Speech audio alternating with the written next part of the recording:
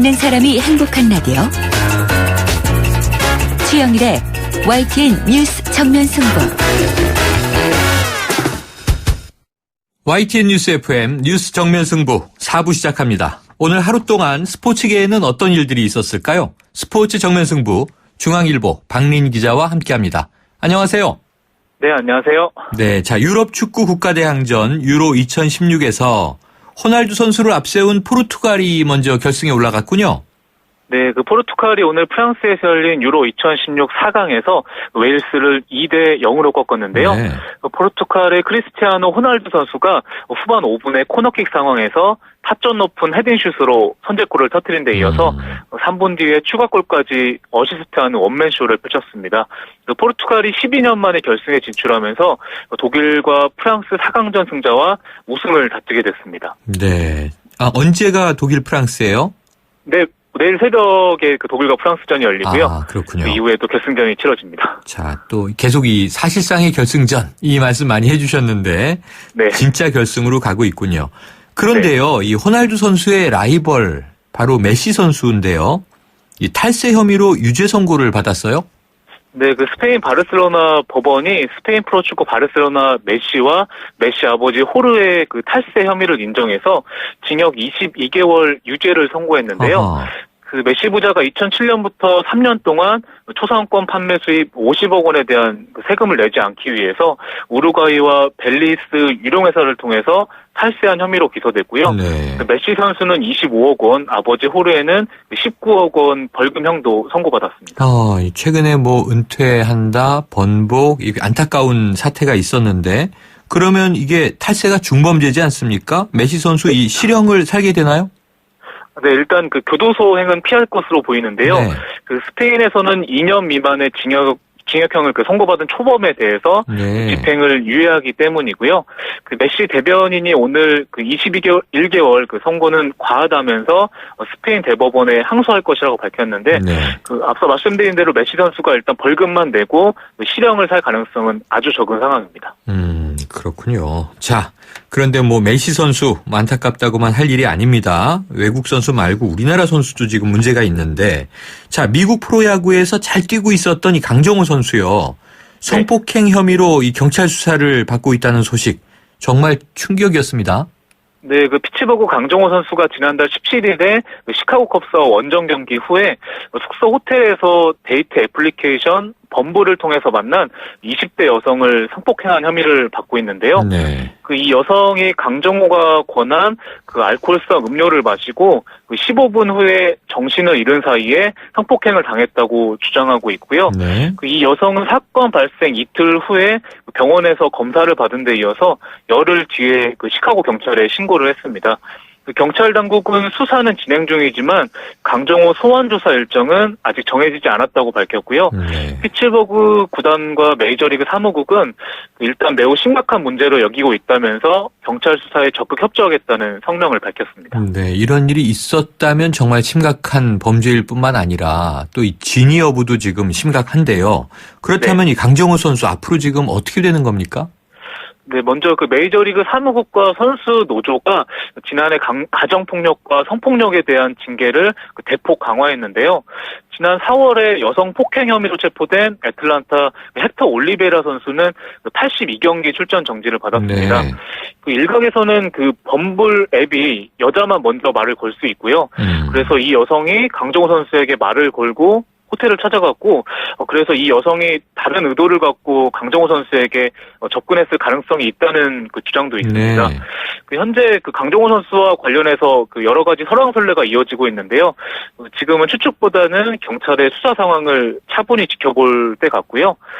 그래도 피츠버그 구단은 일단 강정호 선수를 믿고 오늘 세인트루이스전에 4번 3루수로 내보냈는데 네. 강정호 선수가 역전 결승 2타점 2루타를 뽑아냈고요. 네. 무죄 추정의 원칙에 따라서 일단 기소되기 전까지는 강정호 선수가 경기에 계속해서 출전할 전망입니다. 그렇군요. 지켜봐야 되겠습니다. 자, 지금 현재 국내 프로야구 상황 전해주시죠. 네, 잠실에서는 두산과 넥센이 4회치 현재 0대 0이고요. 인천에서는 4회치 현재 SK가 한화에 그 4대 2로 앞서 있는 상황입니다. 대구에서는 EMR연재 LG가 삼성에 8대 4로 이기고 있고요. 네. 창원에서는 사회추연제 롯데와 NC가 1대 1로 맞서 있고 수원에서는 4MR연재 기아가 KT에 4대 0으로 앞서 있습니다. 네, 오늘은 우천 취소된 경기는 없군요. 네, 오늘은 그 5경기가 다 열리고 네, 있습니다. 그렇군요. 지켜봐야 될 것 같습니다. 오늘 소식 감사합니다. 네, 감사합니다. 지금까지 중앙일보 박린 기자였습니다. 지금 여러분께서 듣고 계신 프로그램은 뉴스 정면 승부입니다. FM 94.5MHz YTN 뉴스 FM.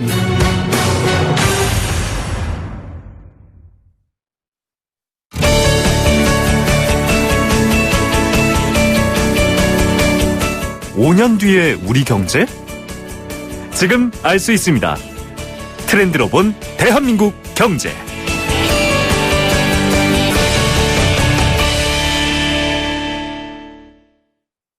네, 내일 금요일이 되면요, 영국 국민들이 유럽연합에서 나가겠다 이렇게 결정한 이른바 브렉시트 사태가 일어난 지 딱 2주 되는 날이 내일입니다. 당장 금융시장이 요동을 치고 있고요. 나아가서 이 국제정치와 외교 등에서 어떤 변화를 불러올 것인가, 참 이 불확실성 속에 분석과 전망이 쏟아지고 있는데요. 트렌드로 본 대한민국 경제, 오늘은 이 브렉시트 파장을 중간 점검해 보도록 하겠습니다. 이게 중간 점검일지 초기 점검일지 더 지켜봐야 되겠는데요. 오늘은 박성호 YTN 경제부 선임 기자 함께 자리하셨습니다. 어서 오세요. 네, 안녕하십니까. 네. 자, 먼저 이 금융시장 상황부터 봐야겠습니다. 충격이 좀 누그러지는 듯 보였는데 또다시 출렁이고 있는 거죠? 그러니까 이렇게 볼 수 있죠. 우리나라 시장과 해외 시장을 나눠볼 수 있겠죠. 네. 우선 우리나라 시장에서 대표적인 주식을 볼까요? 우선 코스피를 보면 네. 이렇게 비교하면 아주 편합니다. 지난 24일이죠. 그러니까 우리나라 시각 기준입니다. 네. 24일에 한 2주 전 금요일에 네. 그때 코스피가 61포인트가 빠졌습니다. 네. 그런데 그때부터 오르락 내리락 해서 조금 전에 끝난 걸 보면 네. 49포인트를 만회했습니다. 네. 그러면 올라갔다는 61이 얘기죠? 빠지고 49가 올라갔으니까 네. 아직도 한 10 정도는 차이가 있지만 아, 브렉시트 이전으로 상당히 돌아왔다. 근접하고 거의 있다. 돌아왔다. 네. 지금 숫자가 그렇습니다. 네. 환율도요. 그날은 한 30원이 올랐는데 원화 가치가 떨어진 거죠. 네. 그런데 오늘 끝난 거 보면 한 25원쯤 내려갔습니다. 그때보다. 네. 그러면 하여튼 코스피와 환율을 따질 때 그 지표로만 보면 브렉시트 이전 수준을 거의 만회했다. 일단 한국 금융시장은 안정적이다. 이렇게 볼 수가 있고요. 네. 해외 쪽은 네. 해외 쪽도 거의 비싸게 갔고 네. 조금 전에 유럽 증시가 시작을 했는데 네. 뭐 영국도 그렇고 프랑스, 독일 전부 다 상승세로 출발을 했습니다. 아, 그러면은 큰 문제가 당장 없어 보이는데. 다만 지금 저 앵커께서 말씀하신 건 요동친다는 것은 네. 그 진단은 여전히 유효합니다. 아하. 왜냐하면 그게 어제만 해도 또 오르락 내리락 했고요. 네. 지금 한 2주 정도 오는 기간 중에 네. 변동성이 굉장히 심했어요. 그러니까 오늘 당장 조금 전에 끝난 걸 가지고 추세다 아. 볼 수는 결코 없는 거고요. 네. 가장 중요한 영국의 파운드화는 네. 여전히 31년 만에 가치가 최저치로 내려와 있습니다. 떨어져 있군요. 그렇습니다. 그럼 영국은 부동산은 어떤가요? 그게 문제죠. 네. 그러니까 지금 그렇잖아도 영국이 집값이 비싸요.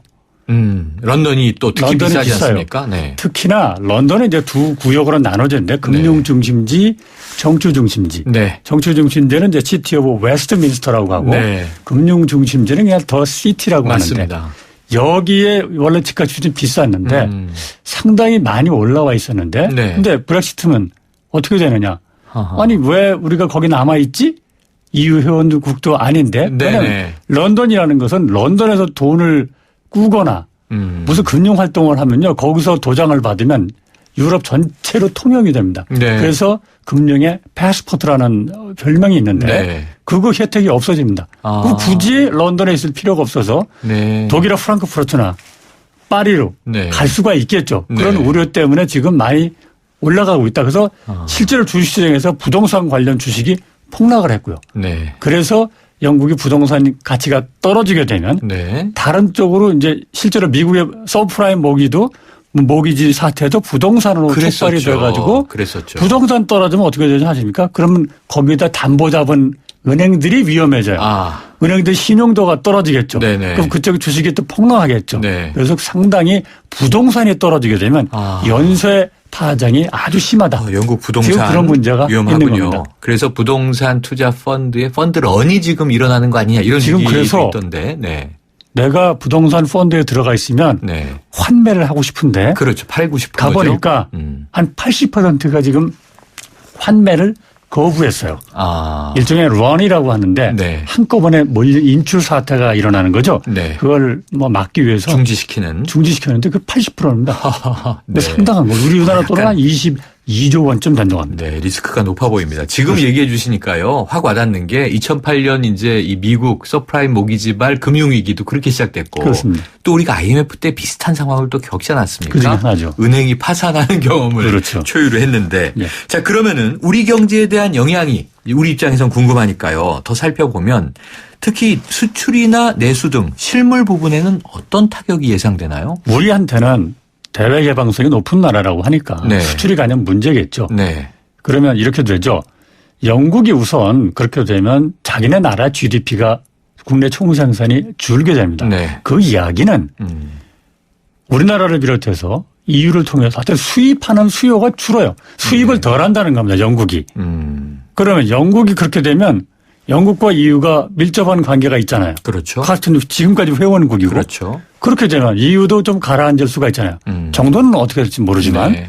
그렇게 되면 하여튼 EU와 영국으로부터 수입하는 수요가 네. 우리나라 입장에서 줄어드는 거예요. 그렇죠. 그럼 당연히 영향을 미치죠. 그렇겠죠. 물론 정부나 무역협회 이런 데 보면 비중이 크지 않다라고 얘기하는데 그러니까 영국은 대영국 수출이 우리 수출 비중의 1.4%에 불과하다. 이 얘기가 지금 많이 나왔습니다. EU는 9.1%예요. 네. 그러면 EU 전체를 놓고 보면. 그렇죠. 그런데 네. 거기만 문제가 아니죠. 왜냐하면 영국에는 EU 시장이 가라앉게 되면 네. 중국 시장이라고 무서워하지 않죠. 다 연결돼 있죠. 그럼 우리는 또 중국의 제1 시장이잖아요. 그렇습니다. 당연히 알게 모르게 직간접으로 영향이 오는 건데 다만 우리 수출은 이런 좀 밝은 면은 있어요. 네. 지금 우리가 18개월째 연속 마이너스 수출입니다. 네. 그런데 그 수출 비중이 이제 그 얼마큼 줄어드는 게 있잖아요. 그렇죠. 그게 지난 6월에 보니까 마이너스 2.7%예요. 감소 추이가. 그러면 네. 감소는 감소인데 네. 1년 내에 12개월 내에 가장 감소 폭이 작은 겁니다. 줄었다. 그래서 네. 그게 작년 하반기 평균이 마이너스 11.8%인데 네. 거기에 비하면 2.7%가 준 것은 상당히 감소폭이 줄고 있다. 네. 그리고 또 이거를 달러를 수출을요 달러가 아니고 우리 원화 기준으로 따지면 네. 2개월 연속해서 늘었습니다. 결국 우리는 원화로 소비를 하는 거니까. 그렇죠. 그런 좀 낙관적인 추세는 있어요. 네. 있으니까 우리가 영향은 받겠지만 당장 큰 영향은 받지 않을 것 같다. 네. 이렇게 평가할 수 있습니다. 자, 그런데요. EU 탈퇴가 현실이 되면 국제 경제에 대한 파장이 클 것이다. 이런 예측이 워낙 많지 않았습니까? 그러다 보니까 미국 금리를 결정하는 이 위원들 FOMC라고 하죠. 이 연준에서 걱정을 많이 한 것으로 밝혀졌다고 하는데 요건 한 어느 정도? 그러면 서양 기준으로 일까요? 따지면 23일이 브렉시트가 결정이 된 거거든요. 그렇죠. 그러면 그 전에 미국에서 연방준비제도 중앙은행이 이제 회의를 했어요. 네. 금리를 올릴지 내릴지 네. 회의를 했는데 그때 그 전이죠. 브렉시트 그렇죠. 결정되기 그렇죠. 전인데도 이 국민투표 위원들이 전날.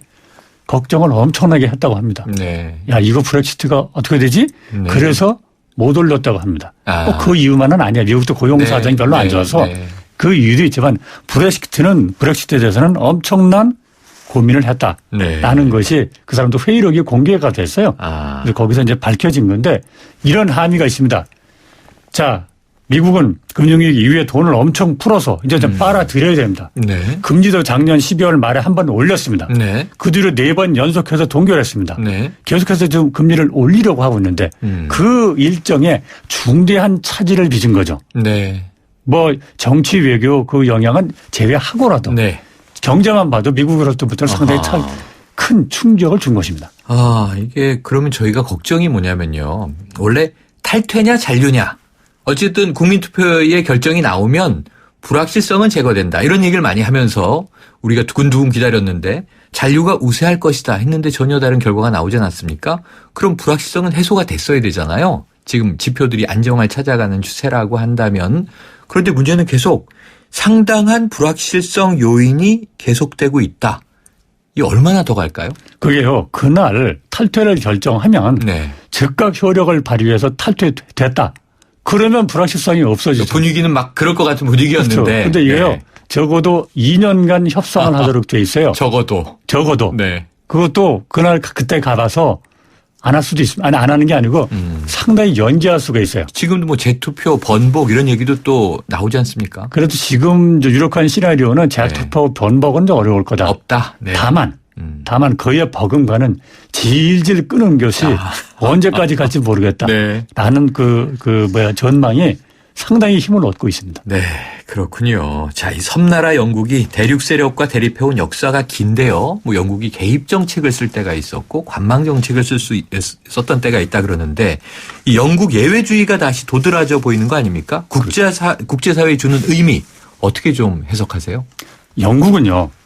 어쨌든 관용의 나라였습니다. 네. 그리고 이민자도 많이 받아들이고요. 민주주의의 발상지고요. 그렇죠. 네. 대표적인 케이스를 짧게만 말씀드리면 네. 하여튼 1689년이라는 해가 있습니다. 네. 명예혁명 직후인데 네. 이때 뭘 했느냐. 대규모로 이민도 받아들이고요. 네. 유태인을요. 쫓아냈다가 400년 만에 다시 들어오도록 합니다. 네. 유태인을. 개방 정책이군요. 그렇죠. 네. 그다음에 프랑스에서 개신교들 박해받았던 개신교들 위그너라고 하는 사람들도 받아들입니다. 네. 또 스코틀랜드도 받아들입니다. 네. 이제 물론 거기 같은 나라지만 이제 합병도 나중에 하고 나서 네. 이 이후에 영국이 200년 동안 비약적인 발전을 하게 됩니다. 네. 근데 그것을 지금 닫게 되는 거죠. 지금. 이렇게 되면 영국이 지금 뭐 정치 경제는 물론이고 예. 경제도 상당한 타격을 받는다. 역사적인 면까지 지켜봐야 그렇습니다. 되겠네요. 자, 오늘 말씀 고맙습니다. 네, 감사합니다. 지금까지 박성호 YTN 경제부 선임 기자였습니다.